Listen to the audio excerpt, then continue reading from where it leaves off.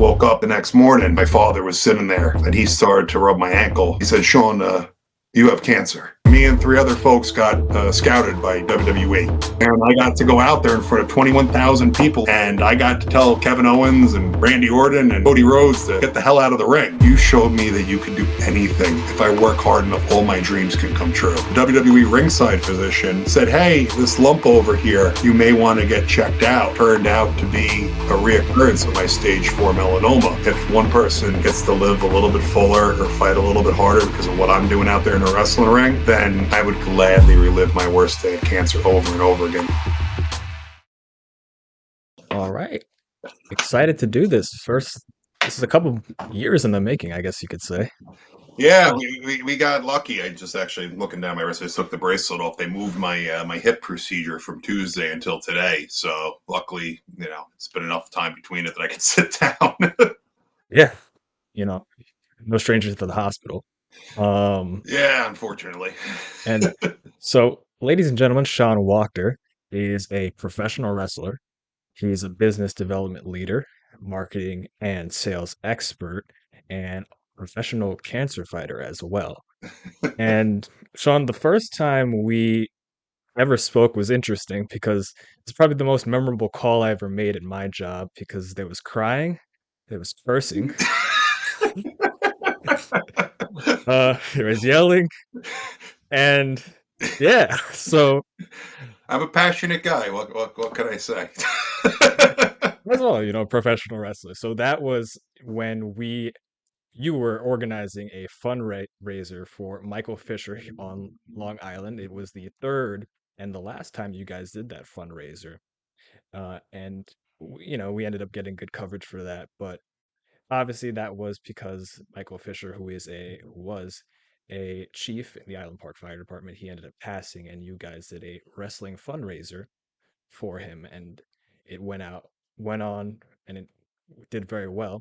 That was the last time you guys did that event, and you guys always do that because I believe that went to St. Jude's that you guys raised It, money for that it year, did. right? That one went to St. Jude's, and this one that we had the past year, which unfortunately I didn't get to promote as heavily because of my illness that I had just finished getting over. That one went to the V Foundation. So Gotcha. That was when? that was this past September. That was kind of thrown together with some quick haste, not as much promotion and funding behind it, just because when I got that news that I was sick again in July, it just kind of everything else got shelved because this time around being sick and finding out I was sick, I had my wife and 2 daughters as opposed to when I was 31 and first diagnosed. And it was like, well, I've lived a full life and it's my time if it's my time. But I realized very quickly it wasn't about me. And most certainly with my second diagnosis, it most certainly was not about me because I have 3 beautiful women that depend on me, with my 2 daughters and my wife. Yeah. And your story is interesting because obviously pro wrestling fundraiser, you have always wanted to be a pro wrestler from a young age. So if you want to kind of just talk about, what made you fall in love with wrestling, and then we'll get to everything else you've been through throughout your life. Wrestling was just kind of one of those things that I guess it wasn't meant to be what I fell in love with, but it was meant to just kind of pacify me as a 3-year-old in 1987 as my dad plunked me down in front of the first ever SummerSlam coming from Madison Square Garden just to kind of, I guess, shut me up for a little bit. But I was enthralled. Just, it was cartoons come to life. You had larger than life characters, physiques, presentation. It hit all the right keys with me. And as I got older and started to go into elementary school, I was still a wrestling fan. Unfortunately, it wasn't the most popular thing at the time. And much like a lot of other folks, I was subjected to bullying and whatnot. And wrestling was always kind of my rock in the storm. And when middle school rolled around, that's when wrestling started to become popular. And you had the NWO and Steve Austin and Degeneration X. And it just, for me, was a very odd time, much like middle school age is always an odd time for a lot of folks. Whereas I was kind of a stream bean kid up until middle school. Then I hit my growth spurt. And I think, gosh, I clocked in at like 6 foot 230. when I was in seventh grade. So all of a sudden, all the bullies and the people picking on me kind of left me alone. But the real mind screw of it all was here was professional wrestling, something that I loved deeply, held on to like I said, like a rock in a storm, which I had to do again later in life. But now all of a sudden, everything that I was getting made fun of for was considered cool, and it was just like, wait a moment, like I Wonder how watched that works. I watched Monday Night Raw first. What's going on here? Yep. I didn't have the patent on it, but it was just like, wait a moment, this makes no sense. A couple of years ago, you guys were throwing things at me, making fun of me, and now all of a sudden it's like, oh, that's so cool, that's so cool. So Yep. I digress, but I wound up going into high school. People have a hard time kind of when they see me now, don't really understand, which is funny to me. But when I was a younger kid in those elementary school years, middle school years, I was into choir, musicals, Boy Scouts. I had no desire to be involved with sports. Zero, none whatsoever. It was not my thing. And then I noticed when I hit my growth spurt and it was time to pick a high school, being I went to a private high schools, all the football coaches started to kind of be like, hey, if you have a hard time getting into the school, and it was kind of like, wait, I guess they see something. I guess maybe something about me is a little bit different. And that's when I fell in love with football. And my father was hoping for years that it was something I got into because he's a lifelong Jet fan and he has passed the suffering on to me. And I have passed the suffering on to my daughters. And I always tell them when they say, oh, but why do we have to be Jet fans? I said, well, you blame Opa Jack for that one. So I got into playing football. I got into playing lacrosse. I wrestled in high school as well. And when it came time for my senior year, I was excelling at all three sports. And I actually had offers to play all three sports in college. Unfortunately, with my grades, because I didn't understand the whole academic aspect, there was no money coming with those offers. And what came with those offers was, hey, if you get your grades up, we will go ahead and try to find some money for you with the Division II schools and some of the 1AA schools. And my father said, hey, you focus on this. I'll send you where you wanted to go. But I did not focus on it. I focused on my female classmates, which most men in their 17, 18-year-old age tend to do. I got hyper focused on working out.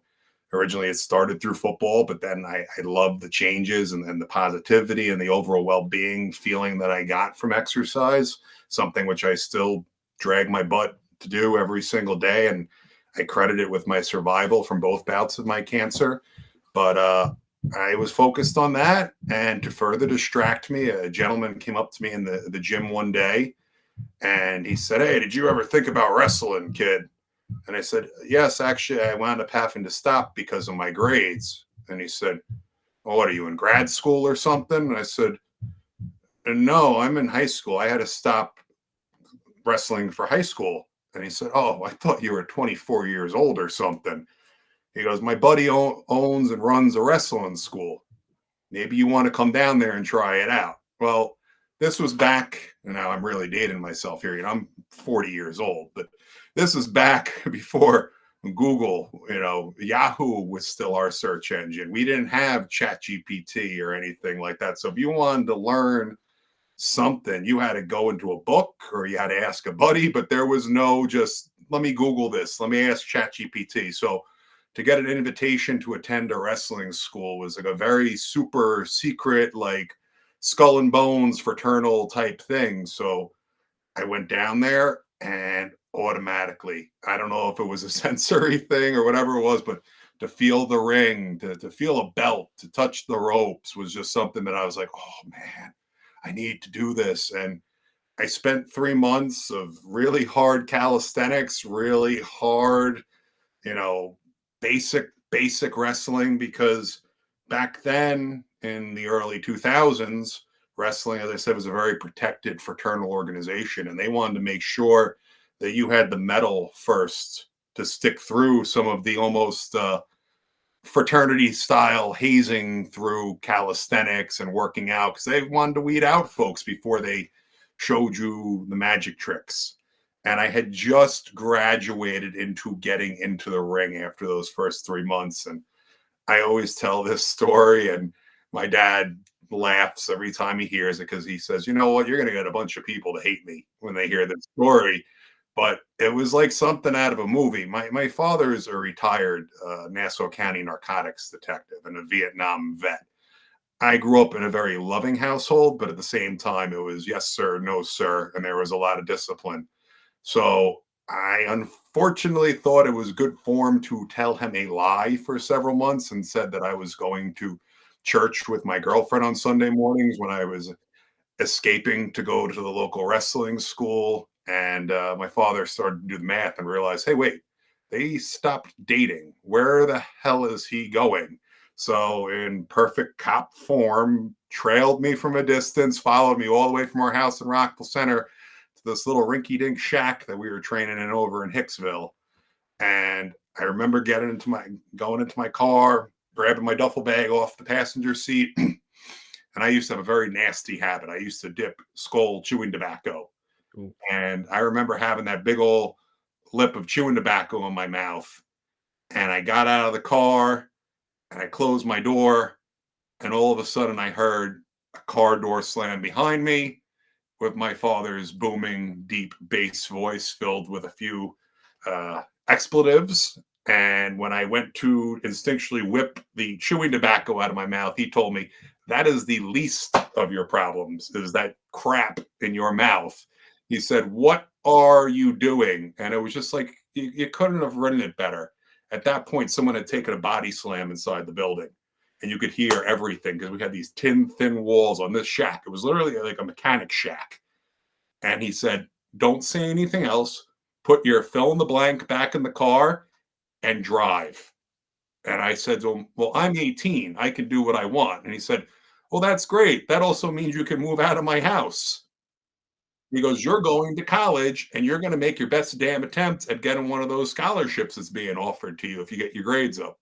Well, I didn't wind up getting my grades up. I actually kind of like turned off further from that. But looking back at things in retrospect, it was probably one of the best things for me. I lacked the maturity for a lot of things in life at that time, especially getting into a sport and into a career path that if you didn't have your head on straight with all the hours on the road and time spent in hotels and different buildings, you could easily fall into some even worse habits. And I didn't think I had the put together at that time to have handled maybe some of those temptations. So looking back at it, it was a good thing that he stopped me when he did. I wound up going to Nassau Community my first year of college. I redshirted in both football and lacrosse, which is a fancy way of saying picking splinters out of my rear end. But I wound up transferring the next year because I focused on my grades. I actually showed to everyone that there was more than just rocks up in my head. And I transferred to Alfred State where I played football, and I got to once again pick, splinters out of my butt, but this time on the lacrosse field. At least I got a little more playing time with football. That thank goodness I'm a long snapper. You always kind of need one of them around. So Yes, sir. I got my ticket written that way. But after a little while, my dad kind of realized what was going on up there as well. That again, I was kind of losing my way and more so concerned with finding my way in and out of the local bars and getting myself to practice, but not getting myself into the classroom. So he told me it's time to come home, especially after my second year up there starting to play football, and I ran into a nasty staph infection. So I had to come home anyway to get treated. My father wanted me to get medical treatment on Long Island as opposed to, upstate Western New York. So I came home and he just kind of said, you're not going back. You're staying here. And at that time, I had a friend of mine who was a middle school coach who I was bouncing at a bar with. And he said, you know what? I think you'd be pretty good coaching football. I could use a hand. And I said, you know what? I ain't got nothing else going on. Let me give it a shot. And I fell not only in love further again with football, but fell in love with just kind of realizing that there's a spot for me and there's a spot for me to go ahead and hopefully make a positive impact on a young man or two. And I wound up shifting my degree study from business to education. and I wound up finishing up at Brooklyn College and briefly got into teaching.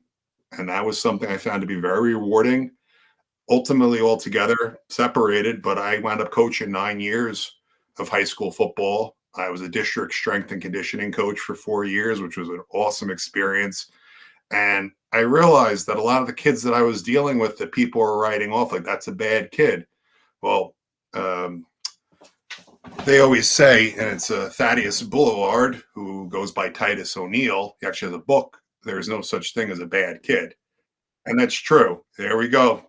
Titus is my man. But yeah, there is no such thing as a bad kid. I realized these kids that they were saying were bad were just looking for attention. They just wanted somebody to be in their corner because a lot of them had disjointed home lives, lived with grandmothers, lived with aunts, lived with folks that were not their parents. And if they did have the blessing to live with their folks were out trying to hustle 2, 3 jobs, just trying to make ends meet, and they just needed a positive influence in their life. And it's amazing if you give a kid a little bit of attention and in a positive way, how far that goes. I still am very fortunate that I still have players of mine that I see now have kids, families, or even if I bump into them at a local gym and they're like, I'm here because of you.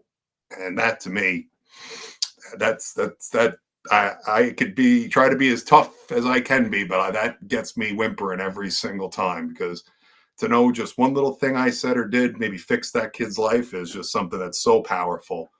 But unfortunately, after the 2008 economic collapse, 2 years later in 2010, I basically was told, hey, look, we created a job for you here working with our alternative school.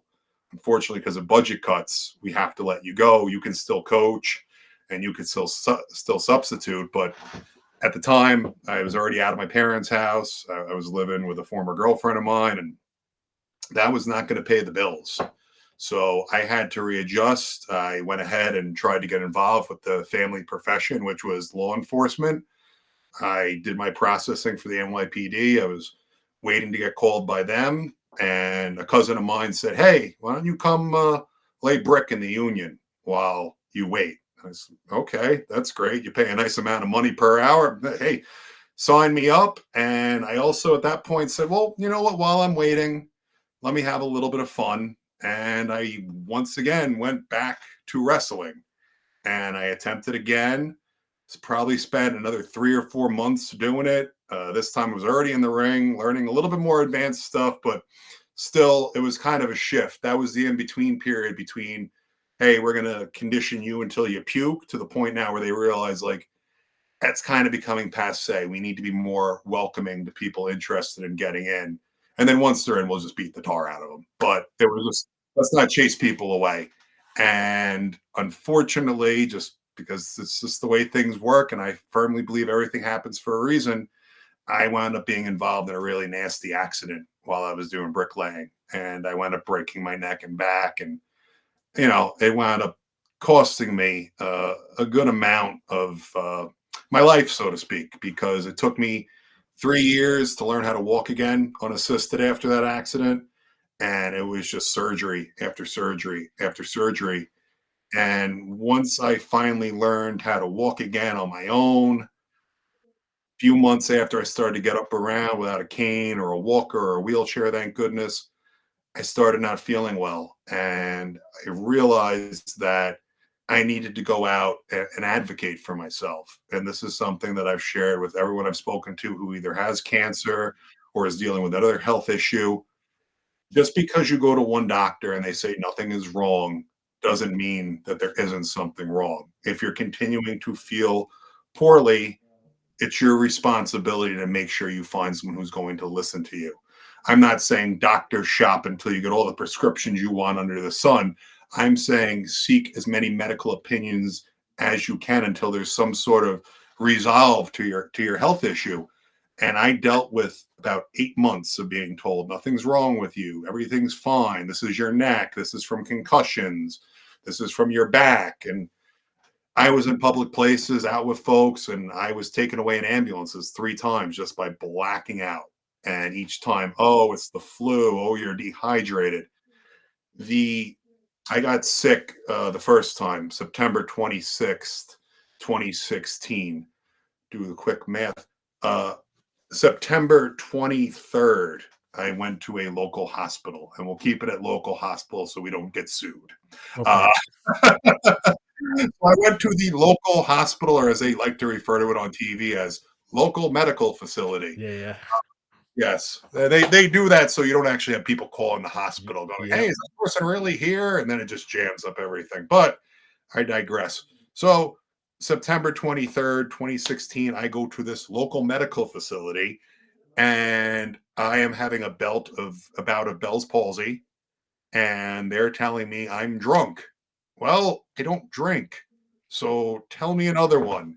And they told me that they were going to put me on a psych hold because they felt that I had made all of this up in my head. And I was greatly offended by that. And even though I really was in no position to leave that medical facility, I said, I need to get out of here. So I left and I went back to my apartment where I was living by myself. And I just kept waking up after falling asleep. Room was spinning, vomiting. It was just something was not right. So I got in my car. Luckily, my parents were only about a mile away, and I rang their doorbell. I think it was like at 3 o'clock in the morning. Again, my father and his glowing personality greeted with a slew of obscenities because he wants to know why his 31-year-old son is coming over at 3 o'clock in the morning. Well, I said, I'm not here to raid your meat fridge, so you don't got to worry about that. Almost in tandem there with the water. Yeah. So he lets me in and he goes, "Hey, you got like 2 days to like feel better," thinking that I was just hamming it up or something, or maybe I didn't pay my cable bill, so the TV was off and I just wanted to mooch off of him. But that Sunday morning came around right before that famous Monday of September 26th, and he said, "What's the story here with you?" I said, "I did this, I did that, I went to this doctor, I went to that hospital." And he goes, "We need to find a plan that's going to work for you because apparently none of these people are helping you and it's not working." So I said, "Okay." He goes, "So tomorrow, let's think of a plan. Let's come up with something, but we need to figure this out because we can't have you stay in here. We love you, but you have your own apartment. So be gone with you," Yeah. basically. So, pardon me, the next morning, wake up, he says, "Hey, we have some errands to run." And the weird part about it, or like the whole universe moving around, I feel terrible for my parents to this day. They actually had to go over and clean out my aunt's home, who passed away from adenocarcinoma 2 months earlier. And in a very eerie thing, I was asked to deliver the eulogy at her funeral. And I remember standing at the lectern in the church saying, if I ever get sick, I want to be like my aunt. I want to continue to live my life. And then I went into quote Stuart Scott, like I will continue to do until the day they put me in the ground. And Stuart wonderfully said in 2014 when he was accepting the ESPY award for Jim Valvano, who's the guy that the V Foundation is named after, ESPN's cancer charity. He said, when you die from cancer, it doesn't mean you lose the cancer. You beat cancer by how you live, why you live, and the manner in which you live. So live. And my aunt was someone who was told, don't leave this, don't do that. She drank, she traveled, she had a great time. And when she passed, it wasn't like, well, she should have done more. No, she did everything she could. She fought nobly, she fought bravely, and she just continued living life. So fast forward 2 months later, unfortunately, she's not with us. My parents are tasked with cleaning out her home. They leave. They were probably gone for about 5 minutes, and I was on the floor in their living room, vomiting on myself, Bell's palsy, face down, couldn't move my legs, and I just started banging my pocket. And luckily, my cell phone dialed my father. And from his law enforcement training, he knew something was not right. He sped home and he just threw me in the car. He said, "We're not waiting, we're going." And we went right back to that medical facility. And when I came in the waiting room, there they go, "Oh, he's back again." Oh my God. And then they forced insurance paperwork into my hand as I'm starting to vomit on myself something that looks like it came from a Ghostbusters movie. And they finally put me in the back and they put me in like the non-intensive care unit. like the "you have a cold and came here and wasted our time" unit. And they started to tell me that I was too young to have a CAT scan. Well, at that point, I mustered up as much as I could out the corner of my drooping mouth, a whole bunch of cuss words. And they said, fine. And within maybe about 20 seconds of being in that CAT scan machine, they pulled me out and started stroke team, room, whatever it was, stroke team, room, whatever it was. And they found out that I had a massive golf ball sized brain tumor in my cerebellum, which would explain why my legs went out on me, because that controls your balance and how you walk. And I just spent the better part of 4 years trying to learn how to walk again. Yeah. And now it's like, my folks are there now and they're being ushered out of the room. And I can only imagine what that must have been like for them. And I'm so grateful that both of them are so strong and tough, because I was getting transfusions. I was starting to bleed out right in front of them. And it took them a week to stabilize me. And luckily, within that week, they had a covering doctor from another medical facility do the operation on my brain to remove the tumor. And his handlers at the time from the current medical facility, not to confuse folks, basically he brushed them off and told my father during the middle of this operation, your son has cancer. It's melanoma. And the handlers from that medical facility got so upset with him. And he told them, I've been doing this for 35 years. These people deserve to know what's going on with their son. So when I woke up the next morning, my father was sitting there and he just said, has anyone talked to you? I said, no, sir. And he started to rub my ankle. And he said, Sean, you have cancer. And I just looked at him and I realized I needed to be strong for my parents. I just said, okay, sir, let's do this. We got this. Let's fight. And my mom, who I call Stone Cold Steve Austin, she stood there and started to get upset. And I said, Mom, don't cry. And she said, no, I'm going to cry. And I'm going to cry because I'm happy, because I've never been prouder of you in your life for how you just handled that. And what am I to say? It's how my parents raised me. Like I said, I came from a loving household, but I didn't come from a snowflake, pillow fight household either. You screwed up. Oh, you knew that you screwed up. They had a certain way you wanted to do things. And, I made plenty of mistakes and I let them down plenty of times. And I just knew in that moment that was not the time to let them down. So fast forward, lucky enough, I had about 30 former high school and college teammates come together, and they literally wrote out a spreadsheet on who was taking care of me. And that's when it further cemented it. No, you just can't say, this isn't worth it, I'm good, time to leave. It's something that I actually got from a motivational speaker, Inky Johnson. He played a cornerback at the University of Tennessee.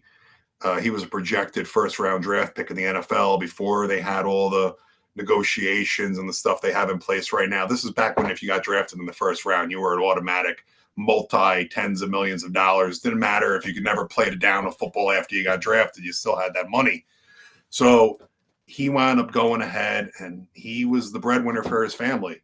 And he lived in a very poor socioeconomic neighborhood in Georgia, where he was living with 9 or 10 of his family members in a one-room house. And that was the way for them to get out, was him going into the NFL. And he made a routine tackle against West Point on the sideline, and he wound up severing a major artery and nerve going down to one of his arms from his neck. So he goes to the hospital, and the doctor basically says, son, forget football. Your life may be over.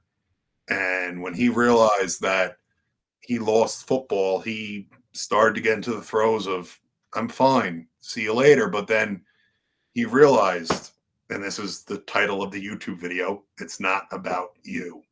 He realized that if he called it quits, his mom lost their son, his aunt lost their nephew, his cousins lose their cousin, their teammates lose their teammate. So there's other people that are outside of your own personal fight that need you around. So when I saw that outpouring of support from people, I couldn't help myself but just say, you know what? F your own feelings. This is about them. This isn't about you, Sean. So I continued to fight, and a year into being sick, I met my wife, who was leaving a funky situation herself. She unfortunately was involved in a domestic violence situation and had but no choice to leave with her 1 year old at the time, and then started to date me. And I told her, I said, I don't know how you do it, but you walked out of a house fire into a forest fire. And she said, I believe in you. And that's why I did it. You didn't give up. I don't feel like giving up. So within 3 months of dating, we moved in, and she said, do you want to help me raise my daughter? And prior to meeting her and my now beautiful stepdaughter, I had no desire to have a wife, kids, a house. And I've doubled down on one of the things, and I'm married and I have a house. So there you go. Life changes. Right. But I always feel now, looking back at that, I've done better living in the past 9 years than I did in the previous 31, because being with her and having that responsibility of raising her daughter with her made me try to be the best version of myself possible. And it was during that time I started my coffee shop chain, which unfortunately was a victim of COVID. And I went back to coaching high school football again, because I did not want to just sit away. And I just didn't want to sit around and rot away. Like I said, I had every intention of fighting. And my family said, you know, when you started dating your wife, just leave it at that because she doesn't like her name being thrown around. They were like, we saw the light switch get turned on. It was like the life came back in your eyes. And I owe her everything. But to get to where you and I started to be involved with one another, I went ahead, and when I was given the all clear in 2022, I had a bunch of my buddies come and tell me, like, hey, we need to do something. We need to celebrate. Like, we need to go ahead and have this huge party. And being I, at the time, was the only documented reversed case of my cancer, which is stage 4 melanoma with leptomeningeal disease, which they give you about 12 weeks to live, and I'm going on 9 years. I have a lot of survivor's guilt. And frankly, that's why I always make sure I dedicate as much time as I can to cancer advocacy and try to just give a little bit of hope to people that may not be having the best outcomes like I was fortunate to have, or the incredible support system that I have around me. So I said, no to your big party. And they said, well, how about a fundraiser? And I said, all right, but what are we going to do? My dad being the commander of the Baldwin American Legion, which has a beautiful outdoor space of definitely about 10 or 20 acres worth of land. They said, well, why don't we have like a fundraiser where we'll do a concert, we'll do music or something. And I said, no knock on Billy Joel, no knock on Dave Matthews, but we're not doing a cliche Long Island fundraiser.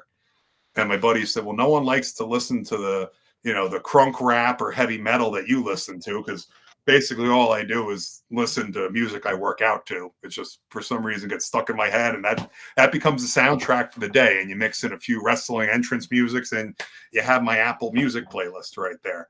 So I said, we'll have to find something else. And they said, well, you tried to do that wrestling before. Why don't you have one of the local wrestling groups come down? So I said, all right, let me call. So I had previously tried to help my dad's post the year before coming out of COVID, and had a local wrestling promotion come in and put on a show that I had nothing to do with, other than saying, hey, guys, here's a venue. Hey, American Legion, here's a way for you guys to make money until they lift the ban on indoor occupancy for events. And I called back that same group, and they said, sure, we'll put on a show. And at the time, Michael Fisher wound up going online and putting up a Facebook poll saying, if Sean wrestles, are you more apt to coming and donating?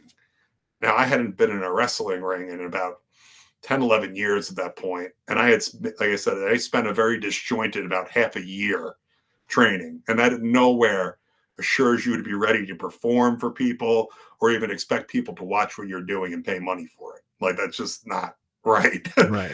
But I had 127 people vote, yes, we'll come and donate more, versus my mom, my aunt, my wife, and my dad all resoundingly saying no. So I wound up going ahead and maybe training about 2 or 3 times, just brushing up on the most basic of basics, which watching the match back, oh man, that's it's tough to watch.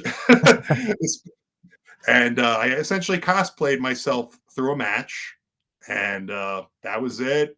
Ding, ding, ding! I win. All right, great time, great amount of money raised for Sloan Kettering kids, and I thought that was it.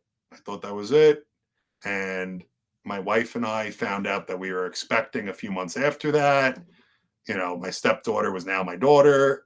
I had gotten a regular person job working for a company that deals with marketing for nonprofits as their business development manager. So I said, all right, I get to have a normal life for once. Well, my beautiful, beautiful stepdaughter decided to come up to me one day and say, hey, Daddy, I didn't get to see you wrestle last summer because she was with her biological father for his weekend during the summer. And I said, that's not a me question, kiddo. That's a mommy question. And of course, with all the gusto she had in her, she went charging at her mom like that brave bull statue in front of the stock exchange with the little girl and said, I want to see Daddy wrestle again. And my wife came, I thought the glass was breaking. I thought Steve Austin himself was coming, and she came tearing into that living room. Can I speak with you, please? And I said, oh, man, this is not going to be fun. And I remember she stuck her finger up and said, you get one more, and that's it. Well, as you and I both know, there's been a lot more than just Yep. one more. So we went ahead and we were getting this fundraiser together. And unfortunately, Michael had passed away the year before. And I said, you know what? I want to pay tribute to him. I don't want people getting confused and thinking I'm still sick.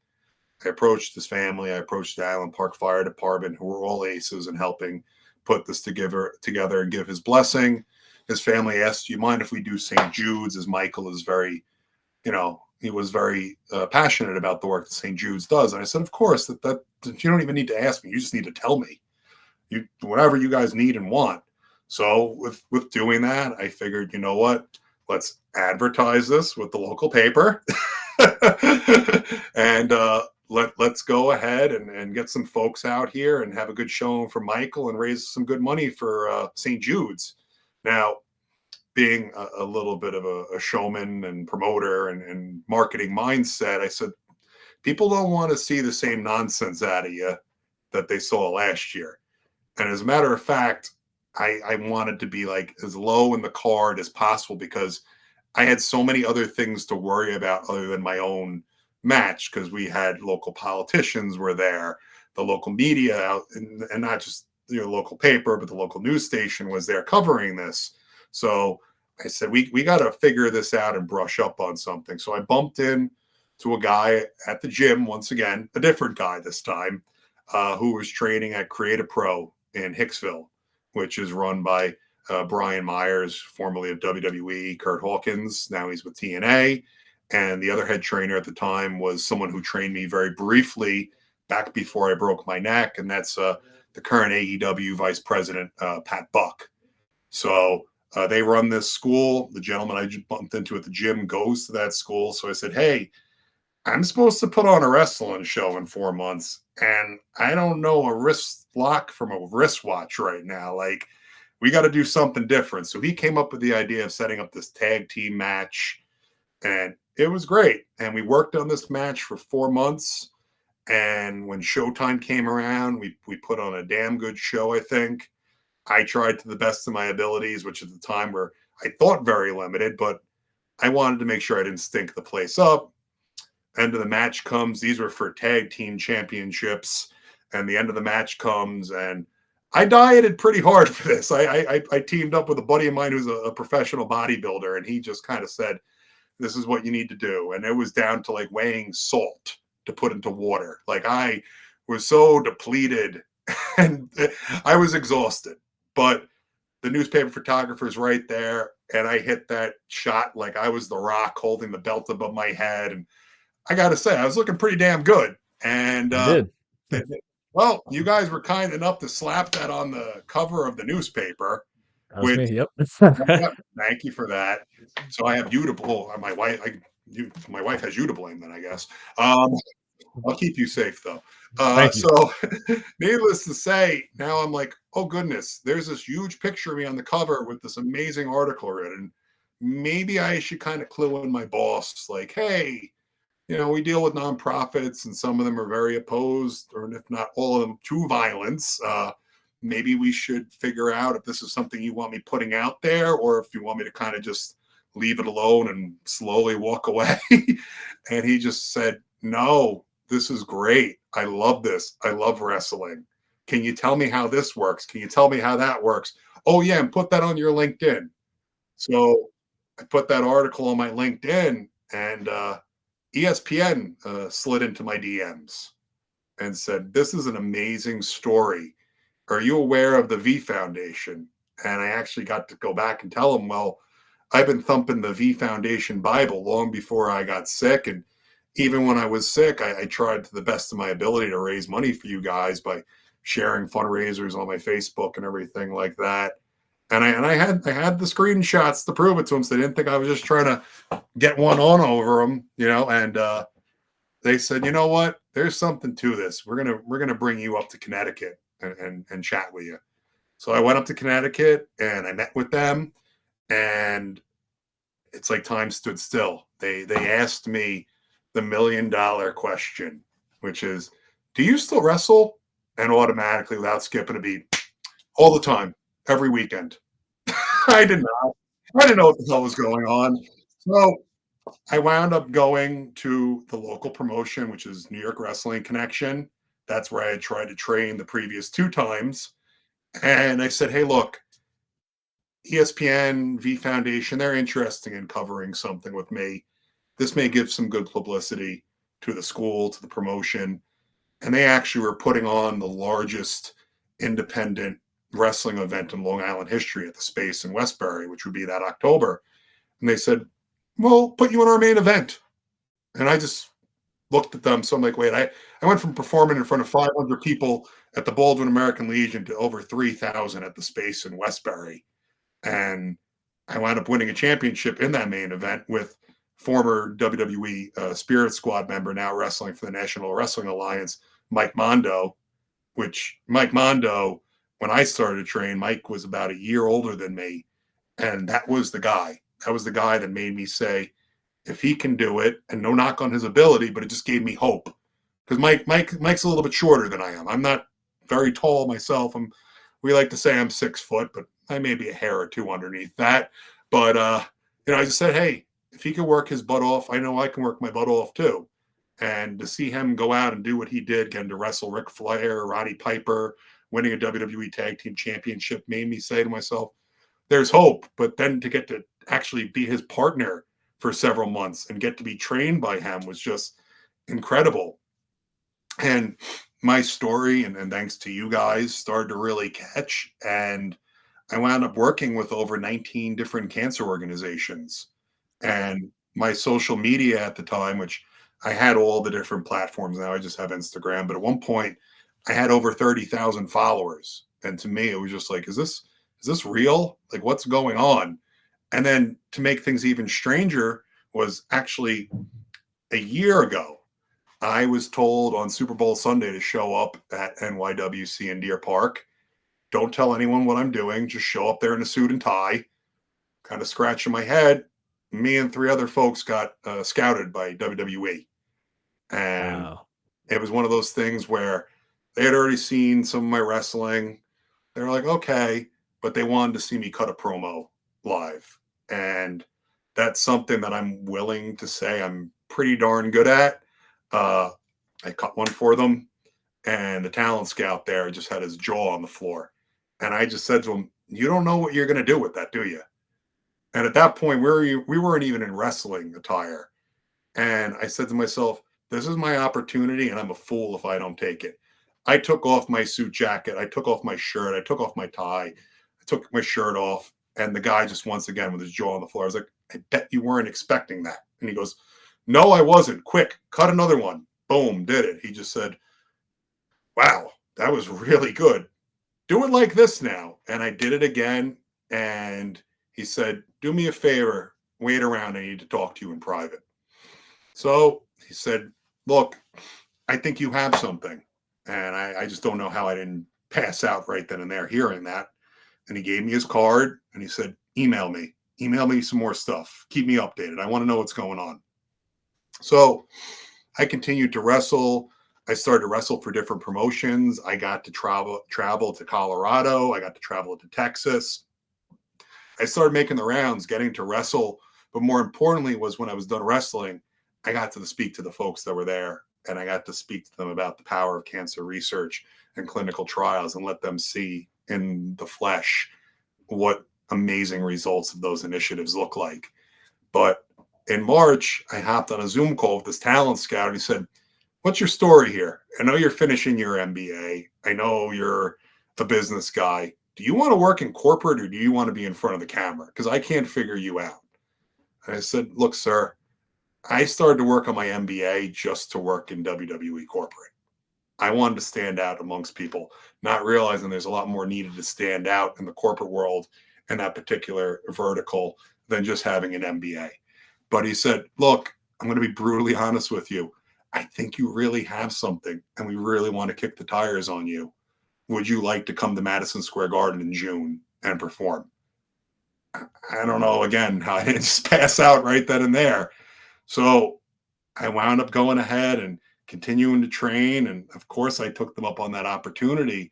And when I was in the building for them, they pulled me aside, and I had about 6 different doctors and a few trainers just kind of bending me, twisting me. And, they started to realize with my neck and back, there may be some limitations. So I was originally scheduled to tour with them for the entire month, but after they realized they kind of wanted a little bit more documentation from my doctors and a few more MRIs to see where everything was at, they said, "We can't clear you for contact, but you could still go out and be part of the show tonight." And they dressed me up like a New York City police officer, much to the chagrin of everyone in my family.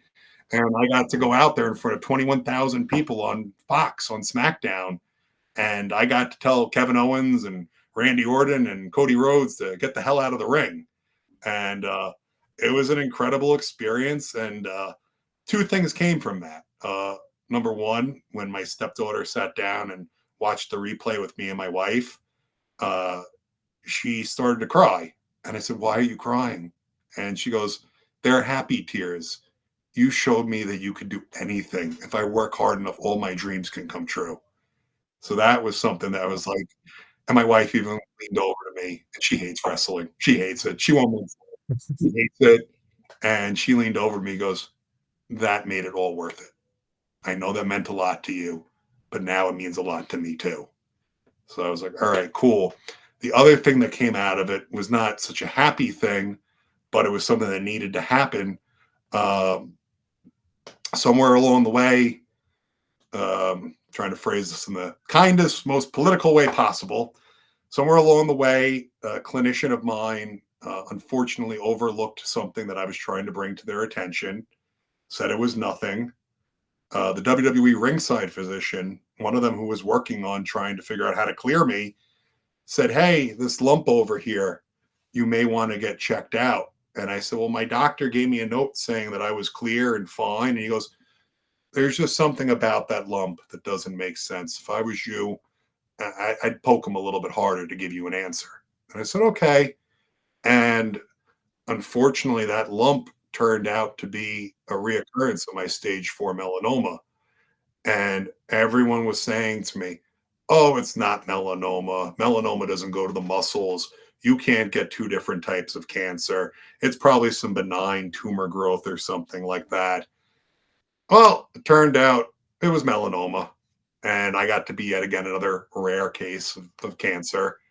Um, that was crushing. It was very difficult to keep a game face on because like I said, not 31, not living a frat boy lifestyle. I am a married man with 2 beautiful children, and I had to make sure that they never saw me sweat. My wife is as strong can be, and I needed to make sure I kept myself on straight for her because she was the glue that was holding everyone in that house together at that moment. And that was very tough. I remember just thinking to myself, you're going from cutting promos in front of talent scouts from WWE to sitting in your garage and filming videos for your infant daughter saying, I'm sorry, I'm not here to tell you this in person. And that was so amazingly difficult. I don't think I've cried harder in my life because there was no keeping a game face on it when you're preemptively saying goodbye to a child that wasn't even 1 year old yet. And I ran into some complications from chemo, and my organs all wound up failing. We were originally supposed to sit down and talk, you and I, right when I had gotten sick. And we scheduled the time, me optimistically thinking that this was a nothing thing. And unfortunately, Yeah. my kidney and liver went out on me, and they were about to put me on dialysis. And I just was my stubborn self. And I said, no, you're going to give me more time. And they said, normally we would say, forget what you're saying, but you're you. And just because you're you and your spirit will give you one more day. And that one more day turned into two. And then that 2 days turned into, for some reason, I guess I have a reason to be here. All those enzymes started to improve, all the liver levels and all the kidney levels started to go back up to a normal functioning range. And everyone kind of just sat there flabbergasted. And I had to put my wrestling on hold. And, I got to go ahead and do a lot of work behind the scenes, which was ultimately my goal from the beginning. I didn't think this was going to stretch so long, but it wound up going in my favor as far as my health. And I've been working out now for probably about the past 3 months. I know I don't know when this podcast will come out or the article will come out, but I am making my return to wrestling this month. February 22nd is my first show back. I'm supposed to be a surprise, so don't tell anyone who's listening. Don't tell anybody.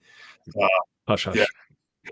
for NYWC at their Psycho Circus, but something that I'm really super proud about. The following weekend on the 28th of February at the Factory in Freeport, National Wrestling Alliance is kicking off their Northeastern tour, and they've asked me to be a part of their show on the 28th in Freeport, and they've also asked me to be part of their show in Greenport on March 1st.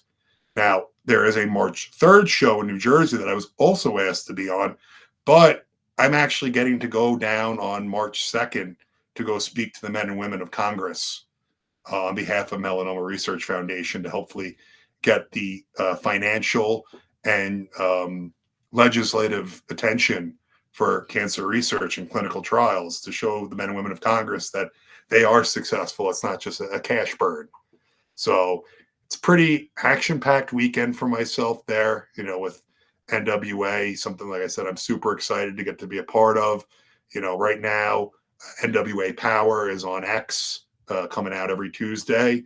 And right now, Billy Corgan of the Smashing Pumpkins, who actually owns NWA, his show, Adventures in Carneyland, is available on Peacock. So I encourage everyone to come on down, check out those shows. And if you can't be a part of the action in person, please, check us out online at nwatix.com on X. And like I said, Billy Corgan over there on Peacock. And then something really super exciting that just happened to me within the past week.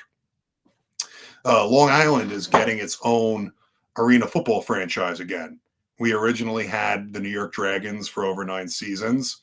We'll be doing a logo unveil and team name on February 21st. And by saying we, obviously I've tipped my hand to what's going on because I am the director of operations for the Long Island franchise. And if anyone wants a hint at what the name is going to be, thank you. History tends to repeat itself. So just look at the team before it. That's where I'll leave off on that. But I am very thankful yet again to have the opportunity to speak with you, be on your podcast. I always love doing these things, especially with someone who has helped me out so greatly. Sorry it took so long for us to sit down and talk, but there's a few minor things that got in the way. Well, things happen. Just a few. But you know what? It's worth it that we're doing it now, Yeah. Hey, you know what? It's all about the present and what's in the future. Past is the past. Can't do anything about it. Exactly. And so through your multiple stints with cancer, what changed in your mind about health industry and healthcare? If you had any opinions on it Oh, before and what changed? I unfortunately think now that we're in the technology age, while there's so much beneficial things to help with diagnosing, looking at diagnostic reports quicker, with getting things turned around a lot faster than normally would. I feel now with so much technology being integrated that the integration is further failing patients by slowing down treatment as opposed to accelerating it just by the fact that now you're taking men and women who work long, tiring, mentally draining hours and expecting them on the fly to pick up new systems being put into place. Also, too, as hospital systems do grow larger, unfortunately, there is a little bit of greed that plays into their presentation and how they go ahead and work. Because right now, and I don't mean to sound cruel or insensitive, it's not about the patients, it's about the profit margin. And that's all they're caring about. I think that's why folks need to continue to advocate. And I know it's annoying, but sometimes you'll get those automated things like, how was your visit with Dr. Such and such? I think it behooves anyone, whether it be cancer, mental health, hell, even a stomach ache. You go ahead and if you had a bad experience, you let them know. This isn't like a Yelp review because your pot stickers came out cold or your steak wasn't cooked to the right temperature. This is hopefully bringing to the attention of people that make the decisions that us as patients are running out of patience, not to be punny. So I definitely think that as a nation, like I said, in certain regards, we're headed in the right direction, and in others, we're still going in the totally opposite direction from where we need to be going. And so, what do you think could improve in the healthcare industry? I think putting the patients first and not the dollar, but I understand, these hospital systems do have stake and shareholders, but the oath the doctors take says we will do no wrong. It's almost like the onus for that should fall also on to the administrators of the hospital or the gatekeepers. I've read some really awful stories recently of, surgeons being pulled out of surgery to ask whether or not a life-saving procedure in a hospital stay was warranted in certain cases. And to me, that's just totally disgusting because at that point, you're just basically saying, hey, we're here for the money and that's it. Right. So you mentioned this, and I wanted to touch back on this about how you coached, obviously. Um, how much do you credit your dad for and his influence on you, and how that affected your coaching and how much you loved doing that and teaching? My dad, and I know it's cliche, but he's my best friend. Now, we don't always see eye to eye, and we didn't really fully reach where we're at right now in our relationship until I got sick. Like I said, I did a lot of things that a parent could just go, I'm good, and get the attorney on the phone. Let's write him out of the will. Like I did a lot of those. I did a lot of dumb things, but thankfully I was able to turn my life around and, just getting to hear how proud my father is of me means the world to me. And that was something that, and I didn't do anything to deserve it now that I look at it. But back in my 20s and right before I got sick, I was always wondering why he wasn't saying he was proud of me. And that was something that I'd always go out of my way. If a kid did something good, I made sure it was acknowledged because I think as coaches, or at least someone who was coached up in the era that I came through, which was the late 90s, early 2000s, we were kind of screamed at, beaten, forced to PT until we almost got sick. But that was just the culture back then. And as somebody who wanted to sample slightly from that culture, but yet leave it a better place, if I sent a kid on a lap for screwing around during practice, that kid did something great during that same practice later on. I made sure I put as much attention and energy into praising him as I did to yelling at him because you just can't constantly beat an athlete down or a person for that matter and expect them to be able to dust themselves off so quickly. Not everybody has resiliency. We're all our own unique people and people grow and people can de-evolve. And the way to get in between and get the happy medium is, like I said, if you're going to put energy onto something negative, you better be putting energy onto something positive then. How do you think that you implement anything your dad's taught you or anything you've learned through coaching as a parent now? As a parent with my dad, my dad, I'm very fortunate that he's alive and still involved with my life, with my children and my family. It's just that I learned from him that being a dad, that is your number one job and priority. And my family is very fortunate. You know, we are very comfortable, but I make sure that my family is comfortable by me being uncomfortable. If we got to tighten the belt like a lot of folks are doing, I'm making sure that I'm the first one going without because I don't want my kids to grow up without. And that was the example set to me by my father. My father, in addition to being a police officer, also worked for the New York Times and also was an electrician on top of it. So it's just kind of like there is no tired, there is no, oh, I don't have time for it. No, you make the time because that's your job as a dad, is to be the provider, to be the rock in the household. And hey, my wife's the brains of the operation, but I like to joke that I'm the hustle and the muscle of it all. But she used to be a CrossFit competitor, so maybe I can't always complain that I'm the muscle of it all. But hey, that was the number one thing I took to him, that being a dad ain't an easy job, but it's what you got to do if you want kids. How old are your daughters right now, both of them? I have a 15-month-old and a soon-to-be 9-year-old, so it's quite the experience. I think maybe when my older daughter, my stepdaughter, is about to go into high school, perhaps maybe I might have to go and coach at the local high school just to make sure that young men like myself don't be going near her. Yeah, so they could be like, "Oh, wait, your dad's that crazy football coach." Yeah, damn right he is. He knows, he knows. So how did um how did she kind of your youngest, no, your oldest, how did she fare through your ordeal with cancer? Well, luckily, she was probably about 5 when I got the all clear.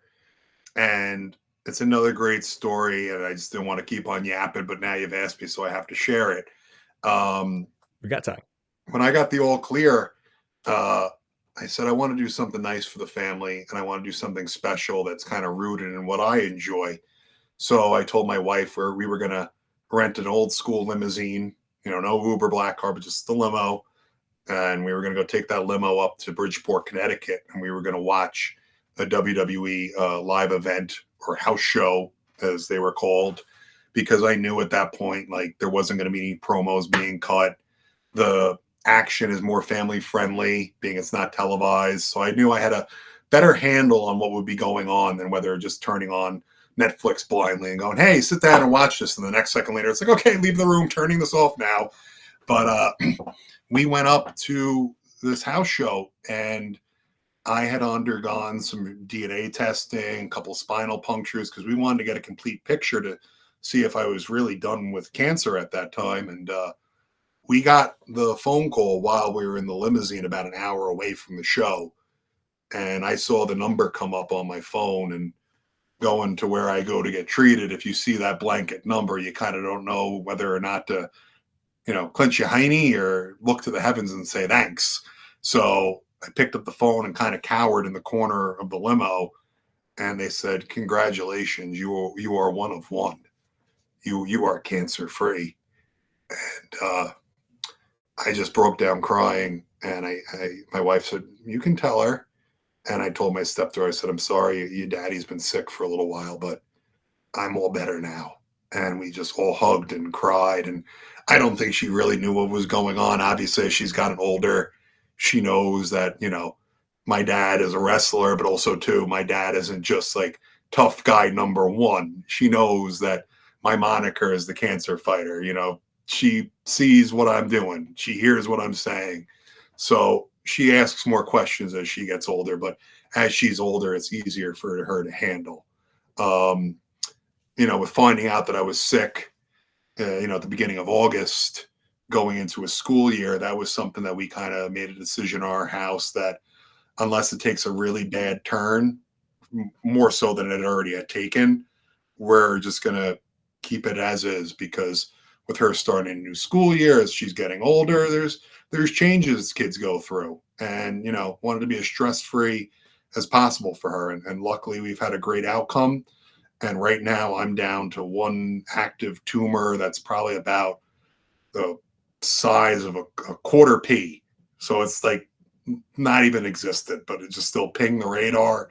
So I'm not fully out of the woods yet, but like I said, I'm going back to what I do, because that's the point of living, to just keep on living and not let a disease dictate who I am. It's something that my wife said to me. She goes, we've never gotten a break from cancer, because you went from actively fighting it to then being an advocate for so many people, and then back into it again, and then right back into it yet again, being an advocate.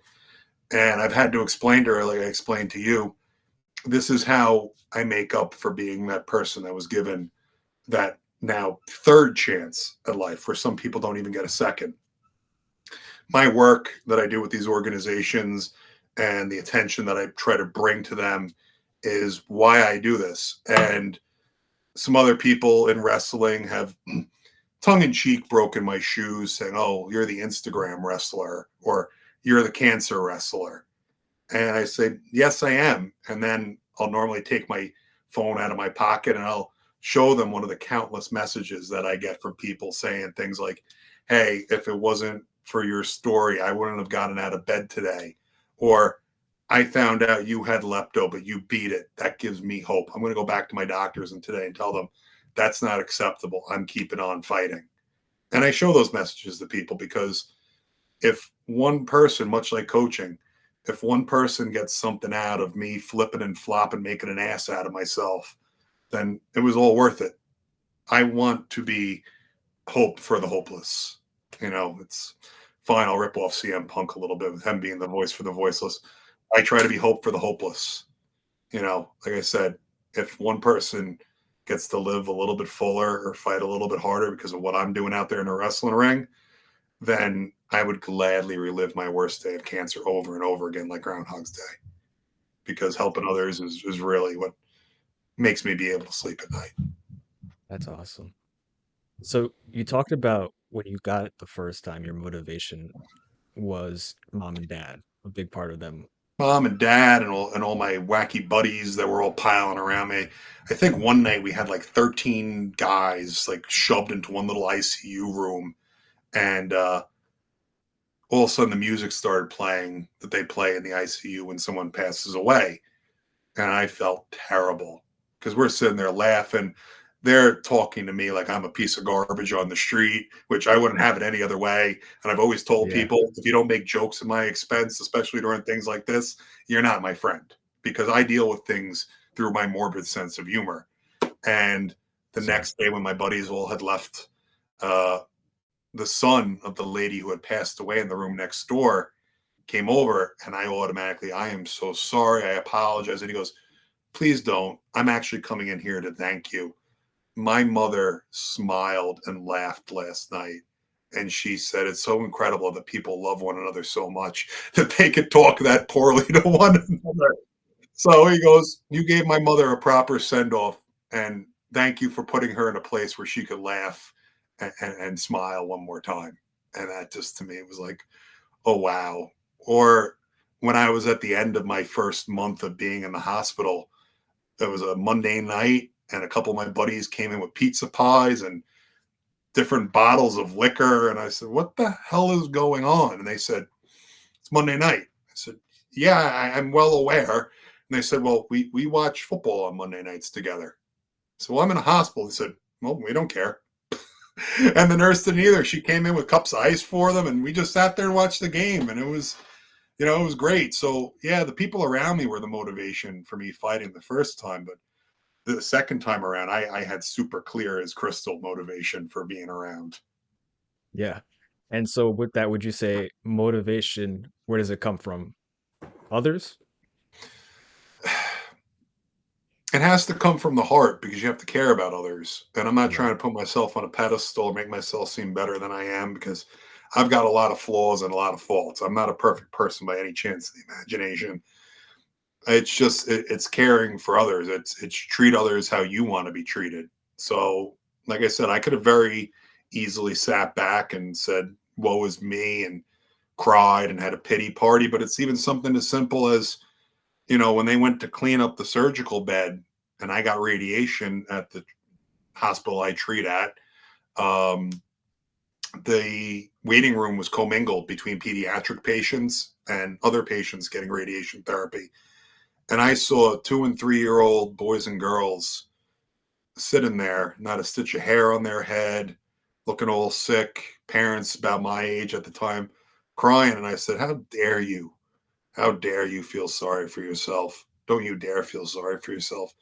I had every opportunity to make all sorts of mistakes and invent new mistakes for a person to make. And these kids haven't even had a chance to steal a cookie yet. So you know what? Don't be feeling sorry. It's take all your thoughts and your prayers and give them to those children. I don't deserve them. And that's kind of one of those things that was like I said, I always say it's the three pillars for me. It's Stuart Scott, Inky Johnson, and seeing those poor kids. Those three things right there kind of framed out my mission objective, so to speak. Yeah. And then to give it that final push when I got the privilege to start dating my wife and meeting her daughter, who, like I said, now my wife and my stepdaughter, it just that was it. That was like the fourth quarter drive to like push the game into like a sealed deal, because I wasn't going anywhere at that point. I wasn't missing being with them for nothing. And now my wife and I have our own beautiful daughter who I love just as much as my stepdaughter, because to me they're both my kids, and try to tell me otherwise. Awesome. So throughout your entire ordeal, what was the scariest kind of moment? I think the scariest moment was when I got diagnosed with leptomeningeal disease, and they found out I had that because I had a massive seizure on the floor at the hospital in the city. And my poor father had to witness about 13 hospital folk trying to work on me and run a line on me and everything, like an IV, and try to save me. And I had actually lost brain activity for a few moments. So they thought maybe that might have been it right then and there. So to know that my father had to stand there helpless while I was flipping and flopping around, and not, and then being told you have 12 weeks to live, like that to me was pretty darn scary. Yeah. I would say the second scariest time was finding out I was sick again, and them not knowing originally what type of cancer it was. And just, my daughter at the time wasn't even one yet. So it's just like I told you, it's just standing out there in that garage recording messages on my iPhone. It was, I get chills just thinking about it. I'm very fortunate. I never lose sight of that. Never do. So when you got the media attention after the article, um, what was the promo that you cut to WWE? It was funny because I went ahead and quick looked on my phone, and I pulled up LinkedIn of all things, and Okay. I took the names of all like the different heads of department in corporate WWE, and I basically cut my promo as a job interview. Like, it was just like literally, hey, instead of going, "Hey, Hulk Hogan, I'm coming for you," it was like, "Hey, Nicholas Foster, head of WWE Community, I'm coming for you. I don't want to be the next John Cena. I want to be the next Titus O'Neil." Like, I was making my full court press, not to get in the ring, but to get behind a desk. And the guy looks at me and goes, "Are those people that work for corporate?" And I said, "Yeah." He goes, "You know more about them than I do, and I've been with the company for 15 years. So there you go." That's hilarious. So when you do that, are you nervous, or are you just a promo maestro and I I always joke that, I have ADHD. I've been diagnosed with it when I was a little kid before they started saying everyone has it. So, make me a further cool kid when I was younger. But I've always been gifted with quick wit.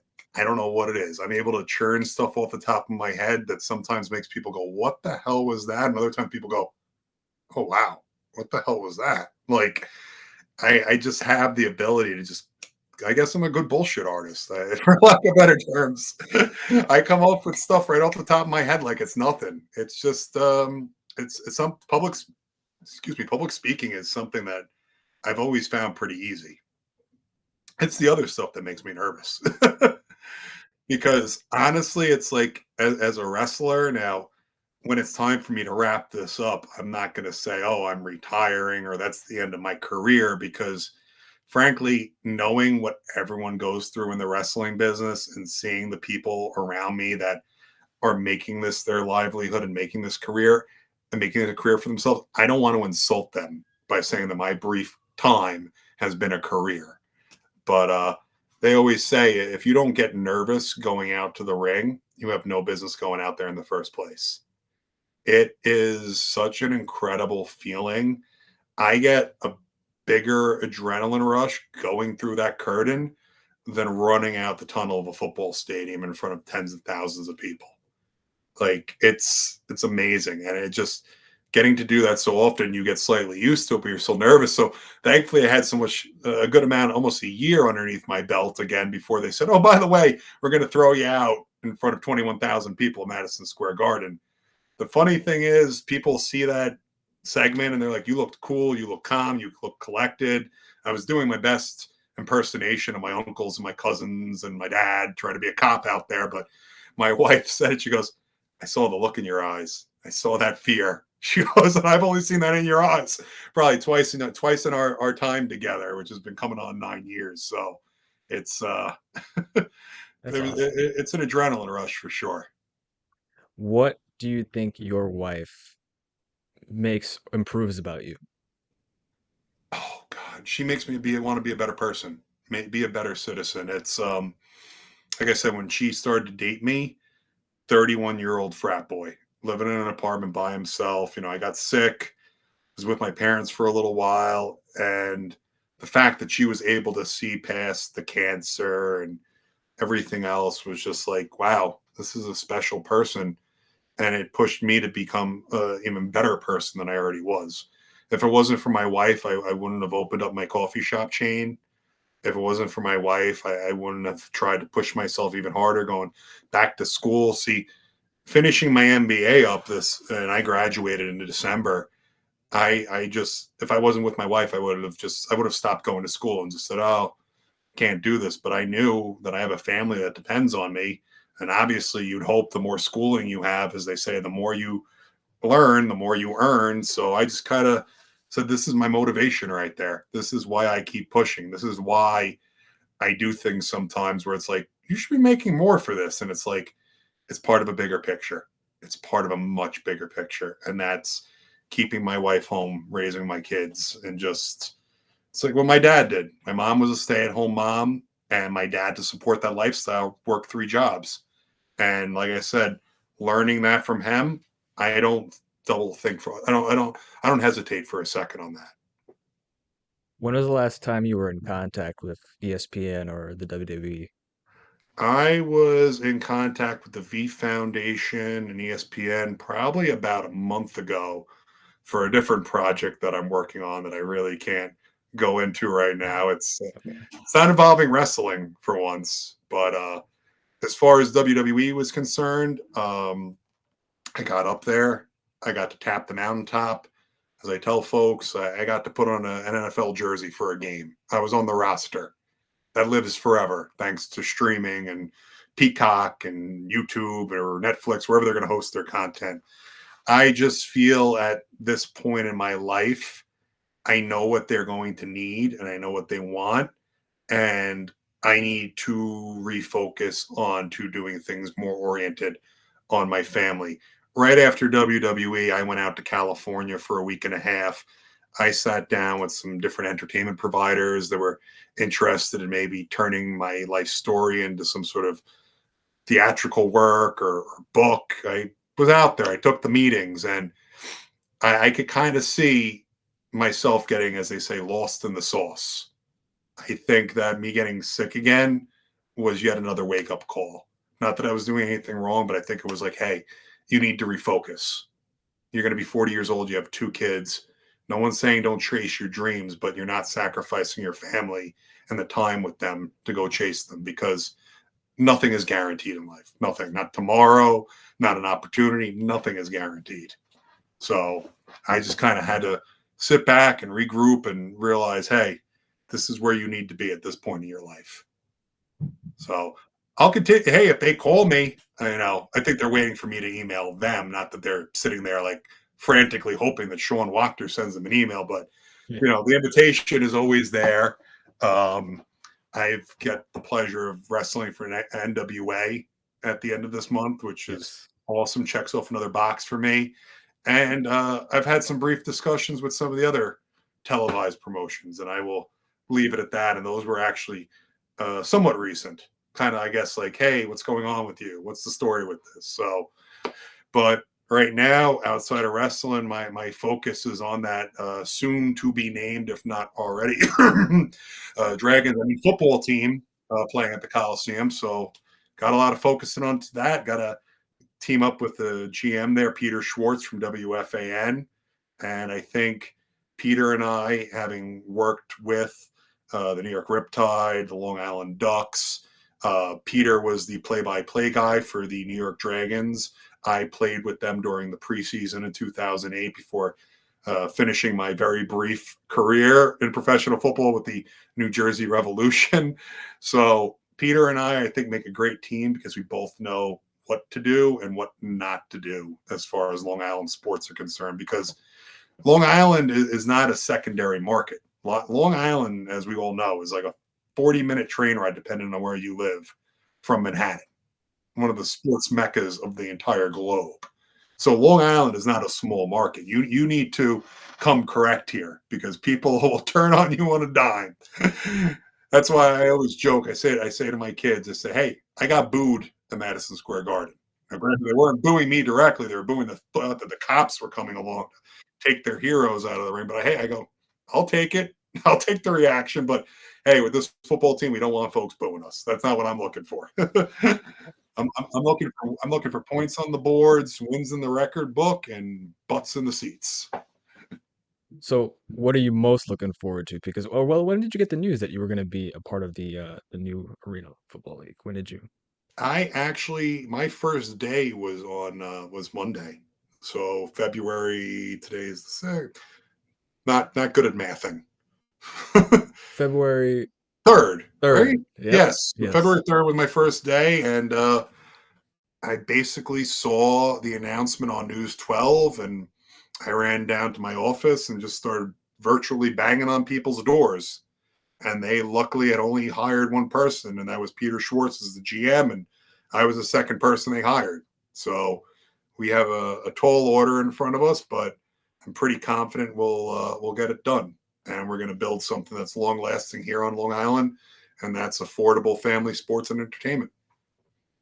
Funny how it all works out. You were in the Arena Football League, and now you're back again, just going in circles.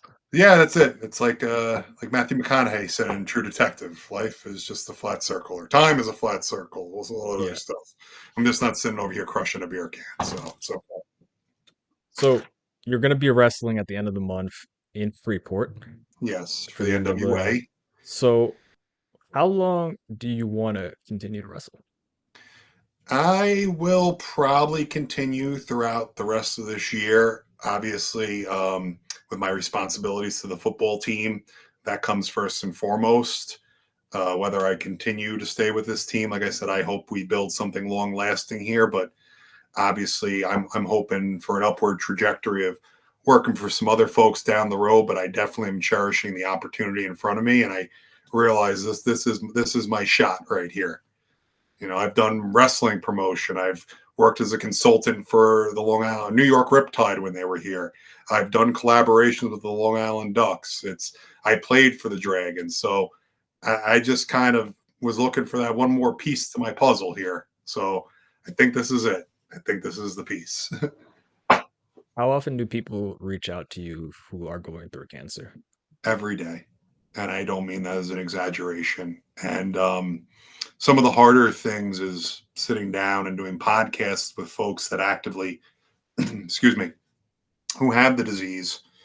You do their show, you keep in touch with them a little bit here or there, but then it's radio silence. And then you do a quick Google search and you realize, unfortunately, that person is no longer with us.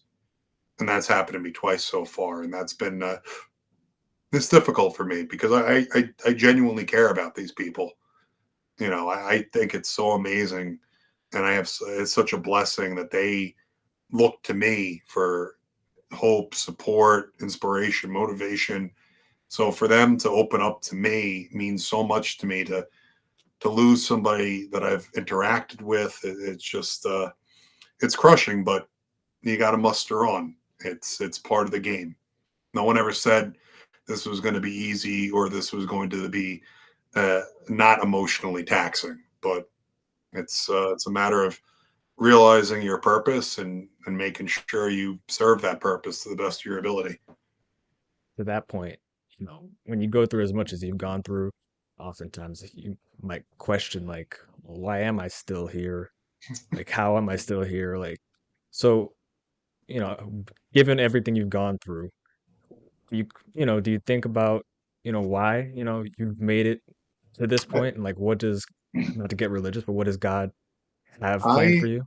I look at it this way, and again, I'll paraphrase and borrow from another wrestler, Jesse Ventura from movie Predator, when he says, "Well, I ain't got time to bleed." Well, as I told another podcast host who asked me a similar question, I don't have time for why. I don't have time. I don't. Time is the most valuable and precious commodity anyone has. You cannot get any more of it. You cannot buy any more of it. You can't lend it. You can't. It just, that's it. What you got is what you got. And I rather spend my time being productive and helping other folks and sit here going, why me? Or why did I? No, I just don't have time for it. I'm just, To like I said, I am very fortunate and I never lose sight of that. I never do. It's something that I could catch myself for like half a second feeling bad about something totally nonsensical. And then it's just like, no, no, we're not doing that. Not happening. Sorry. There's other people out there. My uncle said it best. He said to me, Sean, you don't got the patent on problems. And that kind of really framed up everything to me. Like, okay, I get what you're saying. like that.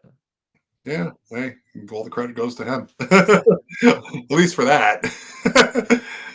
What advice would you give to Sean from 10, 20 years ago?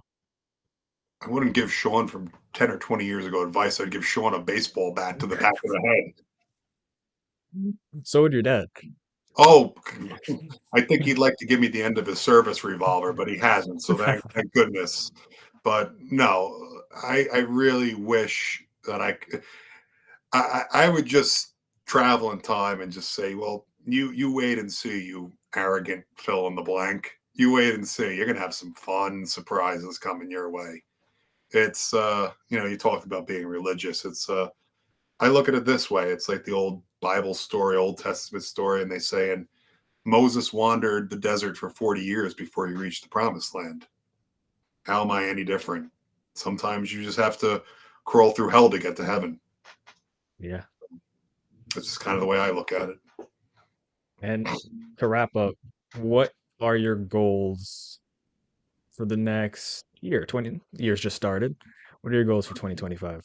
To raise my kids to be productive, contributing citizens and members of society, uh, win an ENTFLA, Entertainment Football Association championship, raise one more banner in the old barn, as I've tried to say, and just stay healthy.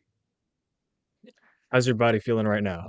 I know you had the small tumor you said, but Well, I don't even realize, I don't even feel the tumor. I don't realize it's there anymore. I don't even know where it is, to be honest with you. Like, that's how small it is in comparison. Like, the one that I had underneath my armpit, that kind of was like limiting my mobility with my shoulder. That one was about the size of a bocce ball, and that's completely resolved and gone now. So very fortunate with that.